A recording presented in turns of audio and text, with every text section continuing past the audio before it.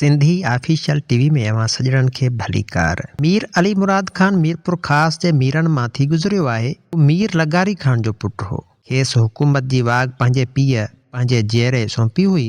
बाक़ी मामणे जी पग मीर ठारे जे मरण खां पोइ मिली। मीर अली मुराद वॾो बहादुर सखी ऐं आदिल हुकुमरान हो। चवनि था त मीर साहब हिकु दफ़े खुलियल कचहरी करे रहिया हुआ।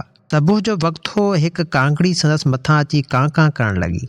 दफ़ा 4 दफ़ा बल्कि ईअं जॾहिं घणो करण लॻी तॾहिं ॿियनि त ख़्यालु न कयो, पर मीर साहब नौकर खे हुकुम कयो त तूं हिन कांगड़ी जे पोयां वञ ऐं ॾिस त इहा केॾांहुं थी वञे ऐं छा थी करे।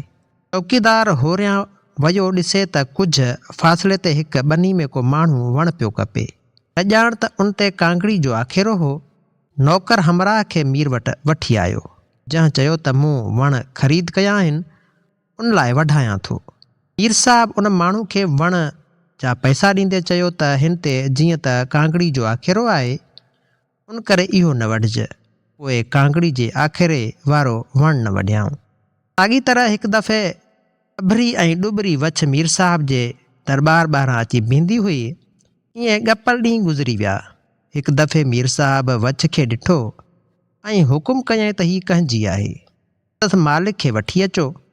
जॾहिं संदसि मालिक दरबार में आयो त पाण खेसि पुछाऊं त अबा वछ ॾुबरी आहे, छो थो ग़रीब जो हक़ खाईं। हुन जवाबु ॾिनो त साईं, मां ग़रीब माहेड़ आहियां। जे वछ खे थो खीर पीआरियां त बचा था बुख मरनि।